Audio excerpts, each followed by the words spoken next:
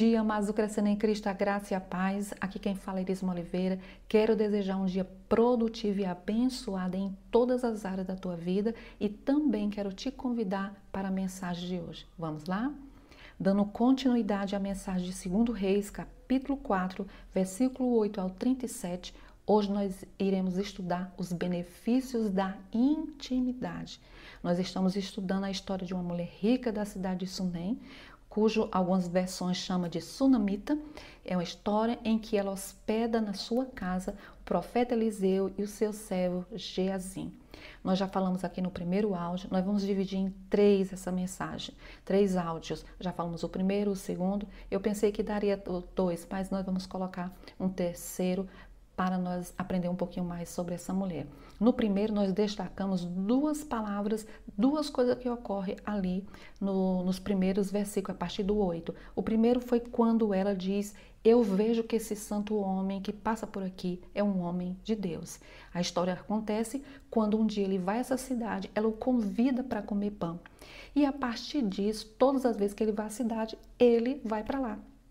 E um dia, conversando com o marido, ela diz: eu vejo, ou seja, eu percebo, eu noto, eu compreendo, eu estudo, eu observei que ele é um santo homem de Deus. E aí nós falamos que ela não ficou só na área da percepção, admirada que ele era um homem de Deus, ela tomou uma atitude. E qual foi essa atitude? Ela avançou nessa percepção, que foi dizer: vamos criar, vamos fazer aqui, vamos produzir, vamos fabricar um local de intimidade, vamos criar um quarto. E ali ela coloca uma mesa, uma cama, ela cria um ambiente de intimidade.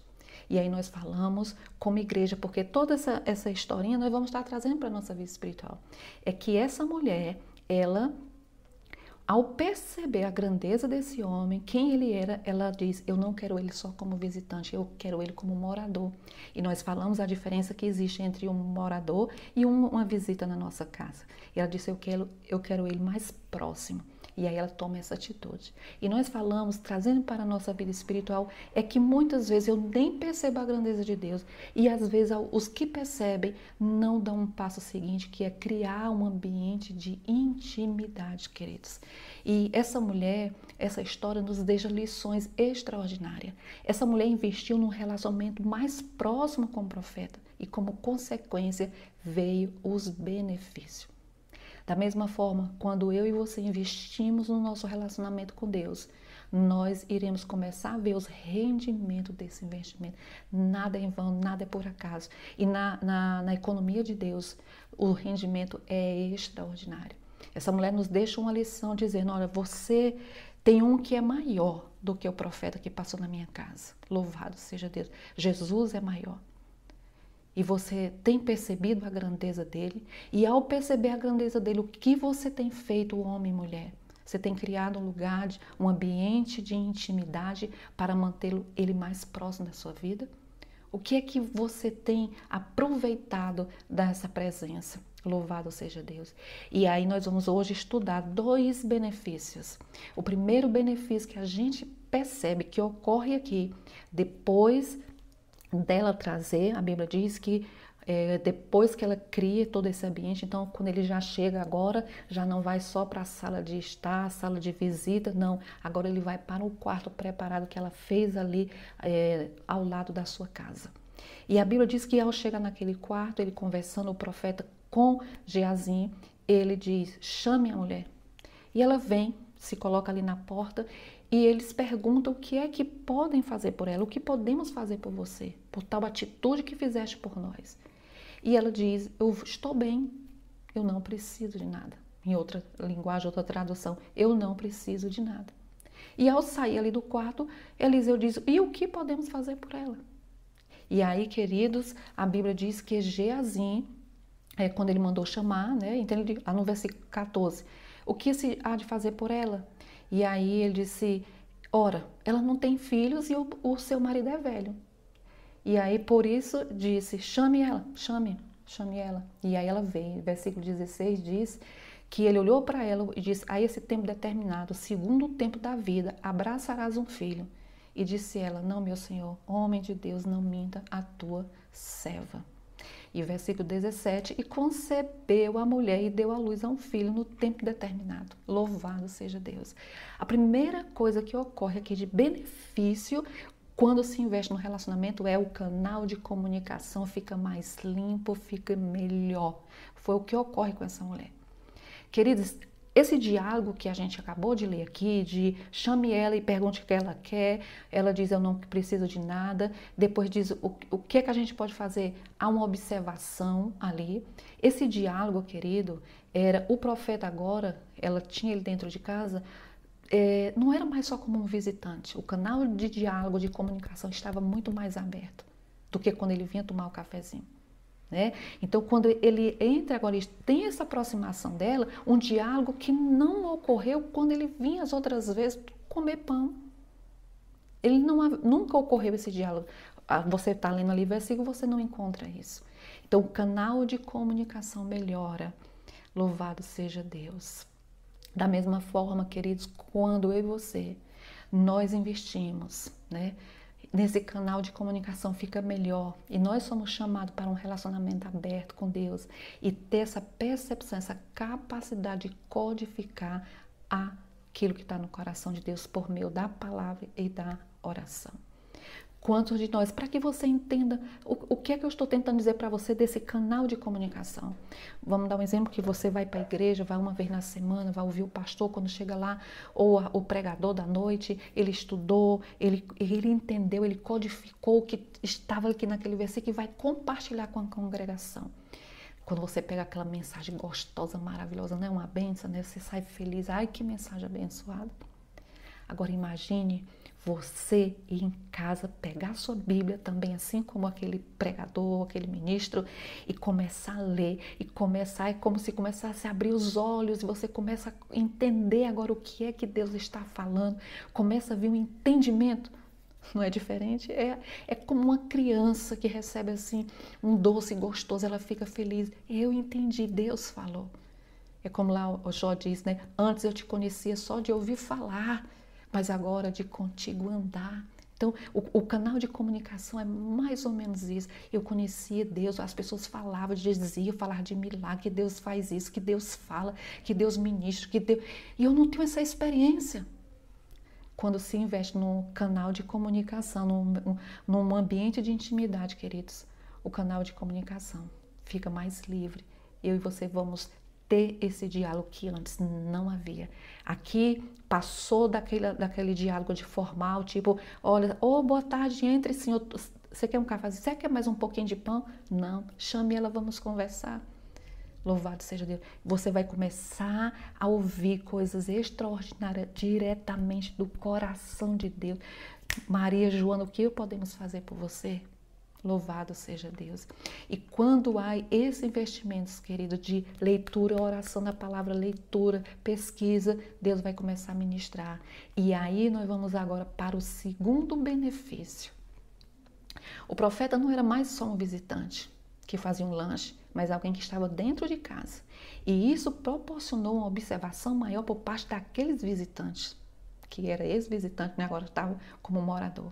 Então, esse ambiente criado agora faz com que quem está lá dentro comece a observar, que é o que Geazim diz, quando o profeta, e o que há de fazer por ela? E ele diz, ela não tem filho, e o seu marido é velho. Ele diz isso para o profeta quando ela sai de casa. Veja que a necessidade dela, daquela época, principalmente, queridos, ela não tinha filho, então não ter filho era uma necessidade. Pois naquela época, uma mulher não ter filhos era uma desonra, em alguns casos até maldição. Mas ela não falou que não tinha filhos. Também não pediu. Por que será? Ela pode ter perdido as esperanças de gerar, devido ao marido já ser velho, porque Geazim destaca isso. Ou por achar talvez que estava adormecido isso. Perdeu a esperança a respeito disso. Se algumas pessoas hoje tivessem a oportunidade de ouvir a mesma pergunta, a respeito eu vou falar no sentido físico e financeiro. Todos nós já teríamos até uma lista do que a gente precisava. Eu preciso pagar a conta, eu preciso casar, eu preciso ter filho. Todos nós teríamos alguma, principalmente na área física, material e sentimental, nós teríamos uma lista. E assim como ela, não, eu e você não ia perceber o que realmente estava faltando. Que era, ela tinha uma necessidade, ela não era mãe, ela não tinha filhos. Muitos de nós, amados, não estamos produzindo frutos espirituais e nem percebemos isso. Muitos de nós estamos levando uma vida cheia de ódio, de rancor, de malícia, de adultério, fornicação, falta de perdão, falta de misericórdia, fingidos, falsos, rancorosos, fofocas, intrigas. Mas se alguém perguntar como vai, vamos responder: eu estou bem. Mas tudo isso, querida, é o resultado de uma falta de um investimento, de um relacionamento mais próximo de Deus.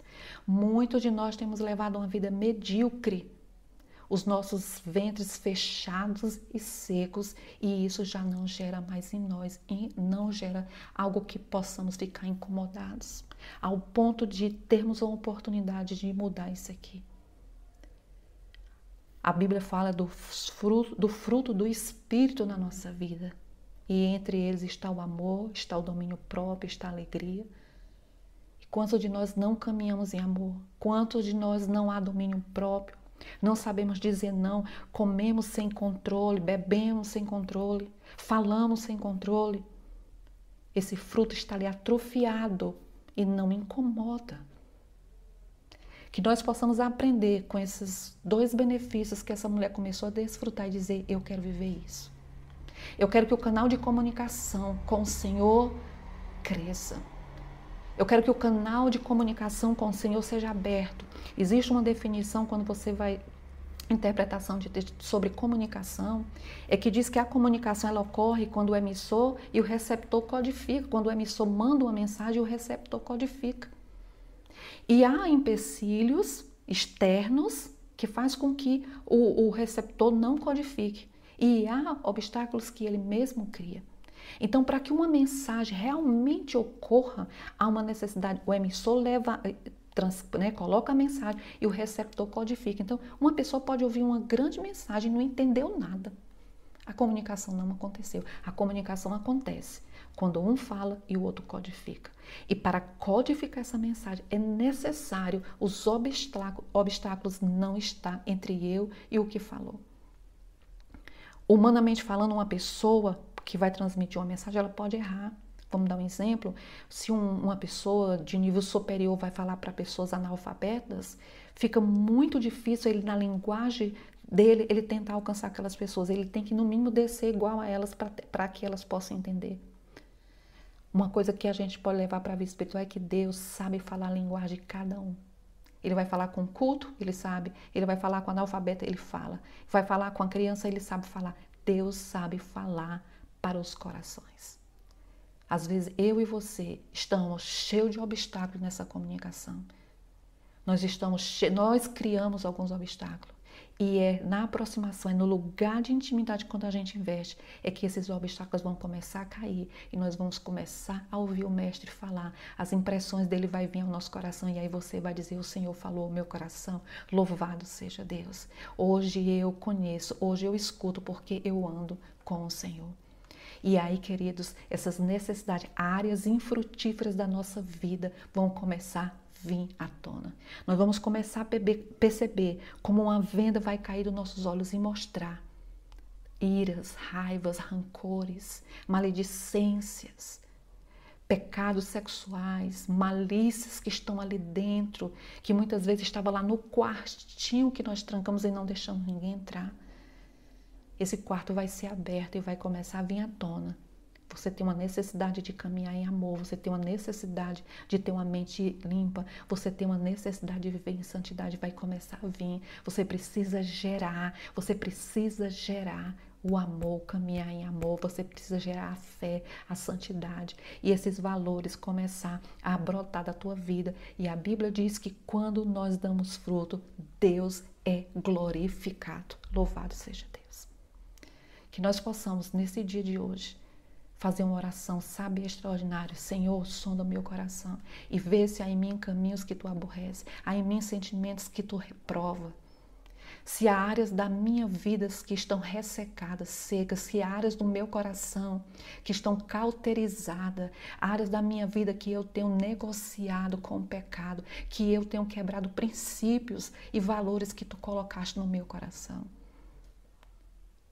Queridos, que nós possamos ter essa experiência maravilhosa, assim como essa mulher teve com esse homem. E com certeza, se ela fosse nos dar um conselho, ela vai dizer: vocês têm um que é maior e poderoso do que o que eu recebi na minha casa. Vamos orar? Senhor, muito obrigada por esse dia, obrigada por essa palavra, obrigada por essa história que nos deixa lições extraordinárias. Nós rogamos, ó Espírito de Deus, que possamos ter força, ânimo e vigor e ousadia para criar um lugar de intimidade, para que possamos desfrutar, que possa fluir o canal de comunicação, que possamos ter um coração livre, todos os obstáculos que têm impedido de eu e todos que estamos ouvindo aqui, a tua igreja, ouvir tua voz, que possamos ser livres para ouvir o que tu queres falar ao nosso coração. Oramos também, Deus, que nós possamos desfrutar desse segundo benefício da intimidade, que é áreas infrutíferas da nossa vida vir à tona. Ó Pai, nós te pedimos, talvez porque nos acostumamos, porque estamos feridos, machucados, decepcionados, porque permitimos que o pecado endurecesse o nosso coração, a incredulidade.